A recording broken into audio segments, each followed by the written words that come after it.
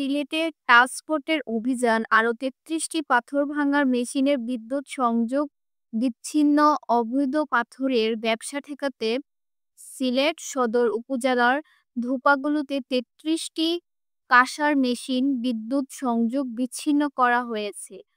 আজ টানা ৩.৫ ঘণ্টা টাস্কফোর্সের অভিযান চালিয়ে পাথর ভাঙার এসব মেশিনের সংযোগ বিচ্ছিন্ন করা হয়। এ নিয়ে গত ২ দিনে জেলা প্রশাসন সূত্রে জানা গেছে, ২ উপদেষ্টার নির্দেশনা পাওয়ার পরপরই প্রশাসন জেলায় কী পরিমাণ বৈধ ও অবৈধ কাঁসার মেশিন রয়েছে এর তালিকা তৈরির কাজ শুরু করে।